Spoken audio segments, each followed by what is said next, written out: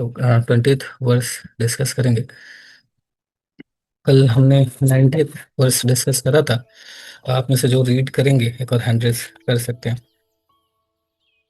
कल बेसिकली मैं वही देखा कि कैसे इस भौतिक जगत में इज फुल ऑफ फियरफुलनेस। तो जो भगवान के चरण का शरण लेगा वही वास्तव में इस फियर से बच सकता है।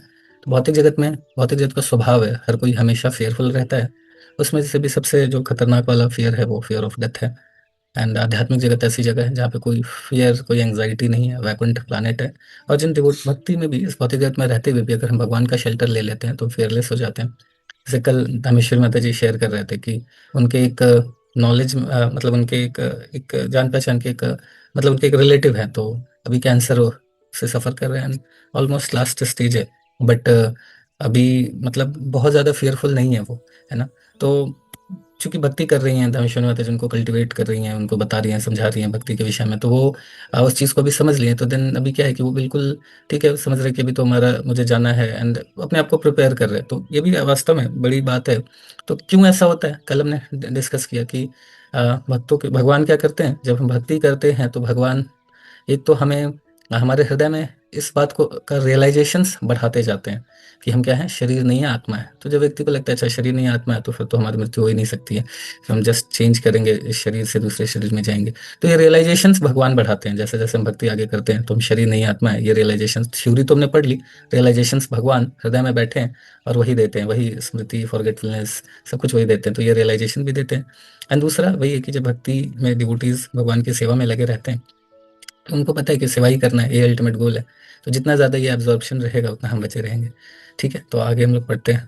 तो ये शिल्पी माता जी, आप हैंड रेज की। हरे कृष्ण। हरे कृष्ण। अथ व्यवस्थितान् दृष्टा धातराष्ट्रा कपिध्वजा प्रवर्ते शास्त्र संपाते धनुर्धम्य पांडवा ऋषिकेशं तदा वाक्यमिदं माह महीपते। अथ तत्पश्चात व्यवस्थितान स्थित दृष्टा देखकर धृतराष्ट्र के पुत्रों को कपिध्वजा, जिसकी पताका पर हनुमान अंकित है, प्रवर्ते कटिबद्ध शास्त्र संपाते बाण चलाने के लिए धनुष उधम्य ग्रहण करके उठाकर पांडुपुत्र अर्जुन ने ऋषिकेशम भगवान कृष्ण से तदा उस समय वाक्यम वचन इदम ए आह कहे, महीपते, हे राजा। उस समय हनुमान से अंकित ध्वजा लगे रथ पर आसीन पांडुपुत्र अर्जुन अपना धनुष उठाकर तीर चलाने के लिए उद्धत हुआ। हे राजन, धृतराष्ट्र के पुत्रों को व्यूह में खड़ा देखकर अर्जुन ने श्री कृष्ण से ये वचन कहे। तात्पर्य श्रीला प्रभुपाद की जय। युद्ध प्रारंभ होने ही वाला था। उपर्युक्त कथन से ज्ञात होता है कि पांडवों की सेना की अप्रत्याशित व्यवस्था से धृतराष्ट्र के पुत्र के बहुत कुछ निरुत्साहित थे, क्योंकि युद्ध भूमि में पांडवों का निर्देशन भगवान कृष्ण के आदेश अनुसार हो रहा था।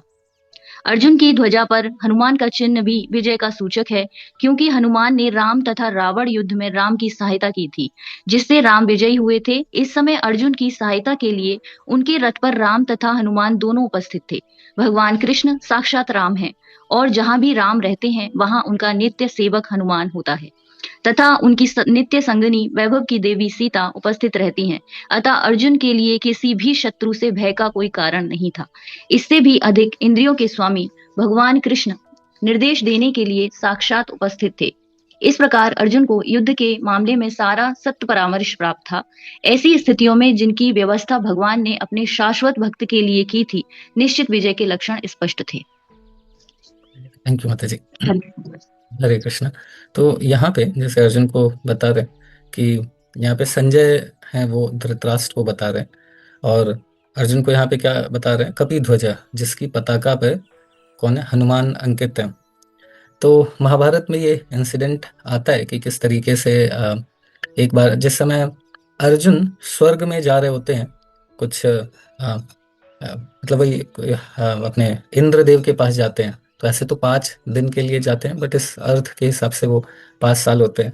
तो वहाँ पे वो अस्त्र शस्त्र कुछ और सीखने के लिए जाते हैं। तो उसी ड्यूरेशन में रहता है कि यहाँ पे बाकी पांडव रहते हैं, और द्रौपदी महारानी को एक पुष्प फूल देने के लिए वो ऐसा भीमसेन जाते हैं जंगल में उस पुष्प वगैरह को लेने के लिए। तो जाते रहते हैं, तो वो मतलब काफी जोर जोर से गर्जना करते हुए, है ना। बीच रास्ते में कोई, रास्ते में उनको पेड़ वेड़ आता था तो उसको उखाड़ के फेंक देते थे। तो ऐसा करके एकदम पूरा जोर से चिल्लाते हुए और पेड़ वेड़ उखाड़ते हुए जा रहे थे। तो वहां पे हनुमान जी उसी वहां पे ही उस समय थे।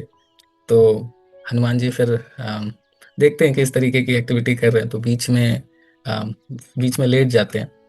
तो फिर वो आते हैं, भीमसेन बोलते हैं कि आप थोड़ा सा आप ये साइड हो जाओ, मुझे जाना है। तो मैं आपको लांग, तो बोलते हैं कि नहीं, मैं तो बहुत बूढ़ा हो गया हूँ, मैं तो अभी लांग के जा नहीं सकता हूँ, आप ऐसे ही चले जाओ। मतलब मैं बहुत बूढ़ा हो गया हूँ, मैं मेरे पे इतनी भी एनर्जी नहीं बची कि मैं ये पूछ वगैरह हटा सकूँ, आप ही हटा दो।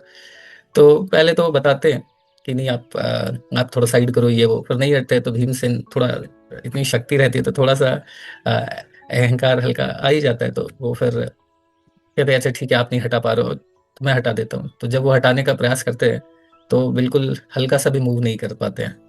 तो देन जब नहीं कर पाते तो देन उनको रियलाइज होता है कि ये कोई साधारण व्यक्ति नहीं है। फिर वो पूछते हैं कि आप अपना दर्शन दीजिए, कौन है आप। तो देन हनुमान जी अपना दर्शन देते हैं। तो जैसे हम जानते हैं कि रामायण में जब भगवान जी जा रहे होते हैं तो हनुमान जी को यहाँ पे ही रुकने के लिए बोलते हैं। तो हनुमान जी भी ये कंडीशन लगाते हैं कि जब तक भगवान आपका गुणगान होगा तब तक डेफिनेटली मैं हैप्पीली यहाँ स्टे करूँगा, जब तक गुणगान हो रहा है।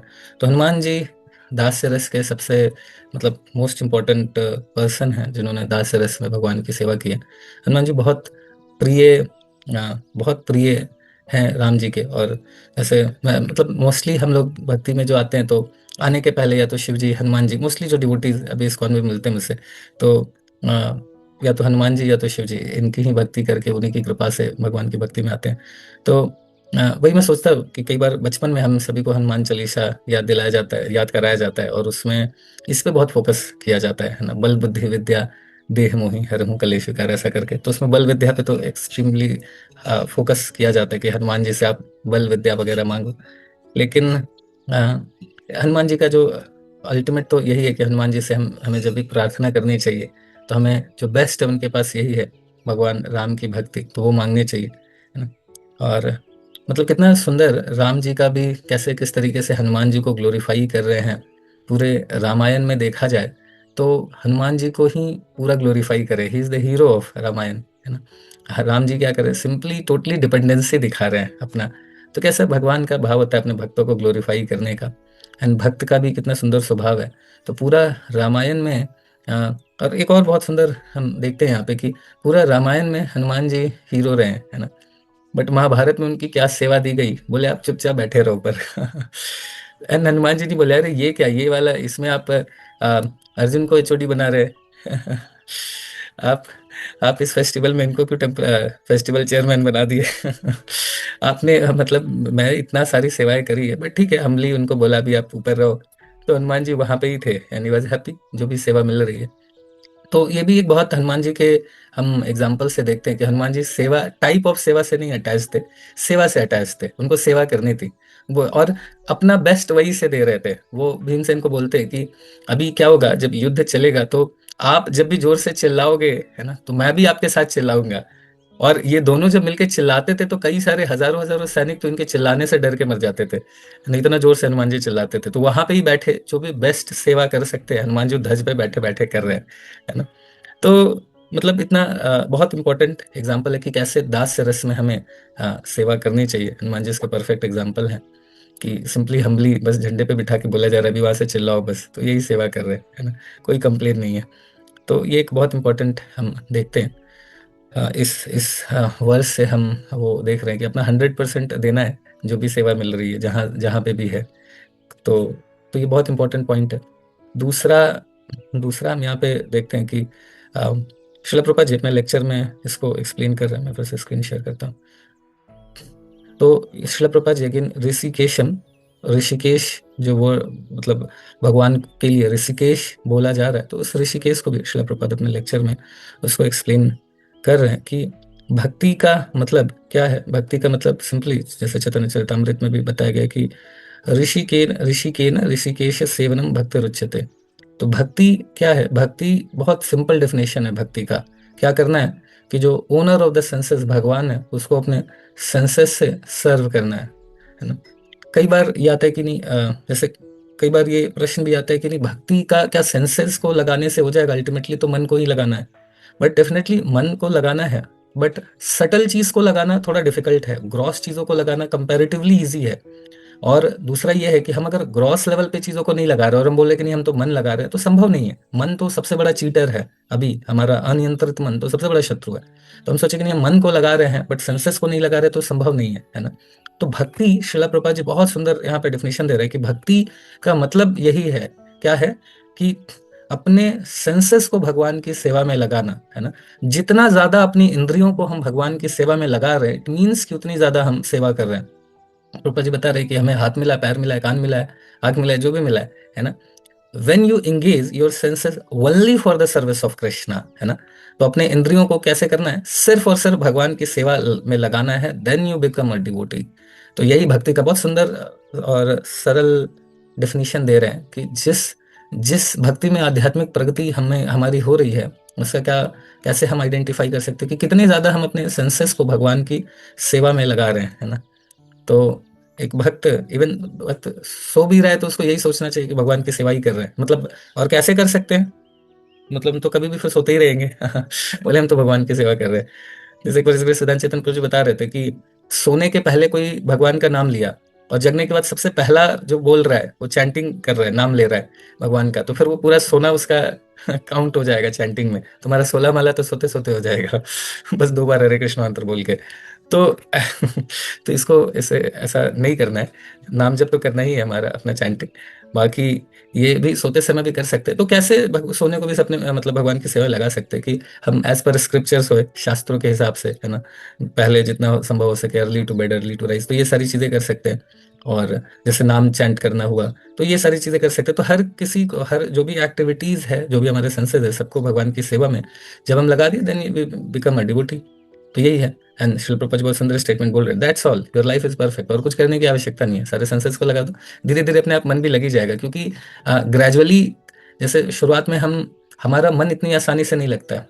जैसे जब भगवान को भोग लगा के प्रसाद पाना है, तो शुरुआत में बहुत डिफिकल्ट होता है ना। शुरुआत में लगता है यार, मतलब जब छोटे मोटे चीजों तो तब भी लगा देते हैं, है ना। बट जब हमारा फेवरेट डिश बन रहा होता है, तो फिर लगता है कि यार इसको भी वेट करना पड़ेगा, गर्मा गर्म मिल जाता तो अच्छा रहता।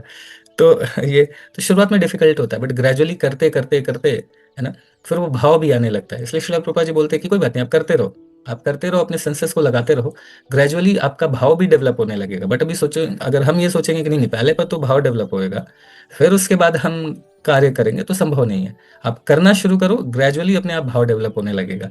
क्योंकि ये कार्य हमें प्यूरिफाई करेगा, है ना। बहुत इंपॉर्टेंट पॉइंट है ये, कि जब हम अपने सेंसेस को भगवान की सेवा में लगाएंगे, तो ग्रेजुअली हमारे सेंसेस प्यूरिफाई होते जाएंगे। और प्यूरिफाई होते जाएंगे तो फिर वो लगाना भी इजी हो जाएगा ग्रेजुअली सेंसेस को। और लगा लगा के फिर धीरे धीरे हमारा मन भी लगने लगेगा, है ना। तो श्रील प्रभुपाद जी आगे बताते हैं कि simply see Krishna nicely decorated in the temple, है ना। आंखों को क्या करो, सुंदर भगवान के विग्रह उनको देखो, यही भक्ति है। आप सिंपल, आप कुछ फूड स्टफ प्रिपेयर करो, प्रयास कर सकते हैं। अगर कोई डेली तीनों टाइम भोग लगा सके तो बहुत अच्छा है, नहीं तो एटलीस्ट एक टाइम भोग लगाए, है ना। भगवान सोच के कि आज की कुकिंग भगवान के लिए मैं कर रहा हूँ, तो जैसे ओनियन गार्लिक वगैरह नहीं डलता, वैसे भी चावल दाल में तो नहीं डल, जनरली तो नहीं डलता है। सब्जी अगर डलता भी है किसी के घर पे, तो ऐसा कर सकते हैं कि पहले दाल को छौंकने के पहले जस्ट पहले बॉईल कर ले, फिर उसके बाद विदाउट ओनियन गार्लिक का छौंक लगा ले, और भगवान के लिए थोड़ा सा 2 कटोर निकाल ले, और फिर वो भगवान को लगा दे। उसी तरह सब्जी बॉईल करके थोड़ा सा विदाउट ओनियन गार्लिक का छौंक ऐसा लगा ले। तो तीनों टाइम नहीं तो एटलीस्ट एक दिन में एक बार ऐसा कर सकते हैं। एंड देन फिर सभी को थोड़ा थोड़ा प्रसाद बांट दे। बाकी ओनियन गार्लिक वाले भी खा रहे तो कोई दिक्कत नहीं है, थोड़ा थोड़ा प्रसाद सबको बांट दे। ऐसा करके अगर डेली नहीं कर पाए, तीनों टाइम नहीं कर पाए तो एक टाइम करे, एक टाइम नहीं कर पा रहे तो वंस इन अ वीक करे, एटलीस्ट संडेज को करे, है ना। वो नहीं हो पा रहा है तो एटलीस्ट 15 दिन में करे, बट करे, ग्रेजुअली करे। जैसे एक बार एक डिवोटी प्रभु जी से पूछे कि मैं जब यहाँ पे रहता हूँ तो मैं तो कर सकता हूँ, मैं अकेले रहता हूँ, बट जब मैं घर जाऊंगा तो फिर मैं नहीं कर पाऊंगा। तो प्रभु जी ने बोला कि कोई दिक्कत की बात नहीं है, आप जब कर सकते हो करो, जब नहीं कर सकते उसके लिए क्यों चिंता कर रहे हो। आप जब करोगे, जब आप कर सकते हो, आप भगवान को भोग लगा सकते हो, तो लगाओ अपने आप। फिर जब आप ग्रेजुअली, आपको वो स्वीकृति भी मिलेगा और भगवान की कृपा भी मिलेगी, फिर आपके अंदर वो अपने आप वो भाव डेवलप होगा कि घर पे भी ऐसा करो। तो देन डिवोटीज ने यही करा, शुरुआत में यहाँ भोग लगाना शुरू करा, फिर ग्रेजुअली अपने आप भगवान अरेंजमेंट करे, और फिर घर पे भी लगना शुरू हो गया, फिर वो टोटली सब भोग लगा के ही पा रहे। ऐसे कई भक्तों के साथ इस तरीके का हुआ है ना। तो ये एक इंपॉर्टेंट पॉइंट है कि हम सारे सेंसेस को भगवान की सेवा में लगाएं।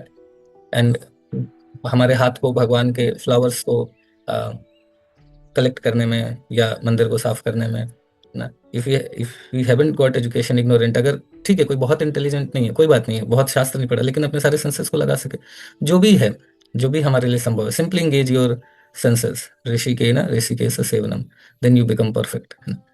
तो यहाँ पे थोड़ा सा और भी प्रभा जी बता रहे हैं, इसको भी हम लोग पढ़ लेते हैं कि you have got your senses, engage the senses for the service of Krishna, then you become perfect. Very nice thing. You don't require to become a very big philosopher, a very rich man, very nicely educated, nothing of the sort. And simply you have got your senses, engage them in the service of Krishna, your life is perfect, है ना।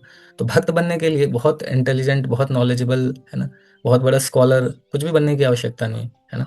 Simply Prabhupada ji बता रहे कि बहुत simple है, आप बस जो भी आपके सेंसेस है उसको भगवान की सेवा में लगाओ, दैट्स ऑल। तो ये एक इम्पोर्टेंट पॉइंट है।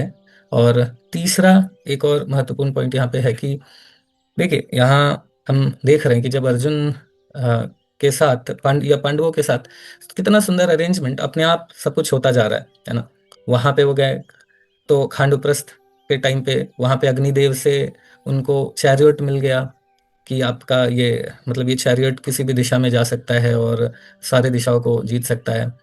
फिर तो ये इस तरीके से फिर अपने आप इंद्र देवता से भी उनको मिल गया, वेपन्स मिल गया, बाकी सारे देवी देवता का भी सबने कोऑपरेट करा, सबने कुछ कुछ वेपन्स, बहुत शिव जी ने भी, सभी सारे देवी देवता बहुत प्रसन्नता के साथ मतलब पांडवों के ऊपर पूरा, अभी हनुमान जी देख रहे हैं, हनुमान जी भी बोल दिए कि मैं आ जाऊंगा। तो सारे देवी देवता, हनुमान जी, सब लोग इन पांडवों पे देखिए कि सारा कुछ प्रोवाइड कर रहे हैं, है ना, जिससे ये लोग विक्टोरियस हो सके। क्यों ऐसा है ना, क्यों ऐसा है? क्योंकि उनके अंदर एक भाव था कि भगवान की प्रसन्नता के लिए लड़ना, भगवान क्यों फाइट कर रहे हैं, भगवान के लिए, तो हर कुछ अरेंज हो गया। तो उसी तरीके से हमारे अंदर भी ये भाव जैसे जैसे डेवलप होगा, और जिस तरीके से हम भी इसी तरीके से कार्य करना शुरू करेंगे भगवान की प्रसन्नता के लिए, तो डेफिनेटली हम देखेंगे कि एवरीथिंग विल बी अरेंज्ड, हर कुछ। ऐसे हम शिला प्रभुपाद जी का भी एग्जांपल देखते हैं कि प्रभुपाद जी कुछ भी नहीं था, बट भगवान की सेवा के लिए जब गए, इतने सारे चैलेंजेस, इतने सारे प्रॉब्लम्स आ रही है, बट फिर भी प्रभुपाद जी ठीक है, भगवान की सेवा करनी है, एंड भगवान ने हर कुछ अरेंज कर दिया, है ना, अद्भुत है। उसी तरह कई बार हम जब डिवोटीज भी कुछ सेवाएं वगैरह करना चाहते हैं, बट शुरुआत में हमें भी लगता है अरे पता नहीं कैसे होगा, ये रिसोर्सेज की कमी है, इसकी कमी है, उसकी कमी है ना, तो ये रिकमेंड किया जाता है, कोई दिक्कत नहीं। अगर आपका इंटेंशन सही है भगवान की सेवा का, Krishna will make all arrangement, है ना। बस आप सही दिशा में निकलो, बस सही दिशा में, ये कि भगवान की सेवा करना है इस क्लैरिटी के साथ, है ना। और जितना ज्यादा हम फोकस्ड रहेंगे कि नहीं भगवान की सेवा करनी है ना, तो उतना ज्यादा भगवान फिर सारा कॉपरेशन हमें मिलने वाला है ना, सारा कॉपरेशन मिलने वाला है हर तरीके से, हर डायरेक्शन से। बट वही कि कंसिस्टेंटली हमें लगा रहना होगा, है ना। तो फिर अपने आप सारा जो विक्ट्री का साइन है, जैसे अर्जुन को मिल रहा है, हम भी अगर इस डायरेक्शन के साथ ही बढ़ेंगे कि जो भी चीजें भगवान की सेवा के लिए कर रहे हैं, तो ऑटोमेटिकली सारी जगह से हमें वो कॉपरेशन भी मिलेगा, है ना। बट यही है कि हमारा गोल क्लियर होना है, अल्टीमेटली भगवान की प्रसन्नता। और इसलिए तभी हम कंसिस्टेंटली सेवा भी कर पाएंगे, क्योंकि अगर ये नहीं होता है, हमारे कुछ ना कुछ थोड़ा बहुत कुछ और डिफरेंट, थोड़ा बहुत इच्छाएं होती हैं, ये होती है, भगवान सब ग्रेजुअली प्यूरिफाई कर देते हैं। इसलिए सेवाओं में कंसिस्टेंटली लगे रहना बहुत महत्वपूर्ण है। कंसिस्टेंटली वही लग पाएगा जो जिसको गोल क्लियर है। अदरवाइज मतलब सिर्फ भगवान की सेवा यही गोल है, तभी कंसिस्टेंटली सेवा कर सकते हैं, है ना।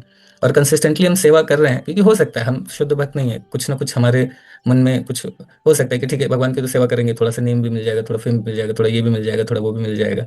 तो भगवान पहले प्यूरिफाई करेंगे वो सारी चीज़ों को, है ना।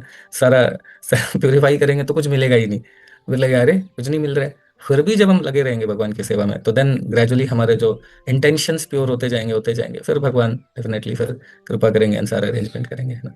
तो ये 3 पॉइंट था जो आज हमने डिस्कस करा, ठीक है। हरे कृष्णा कृष्ण कृष्ण हरे हरे हरे राम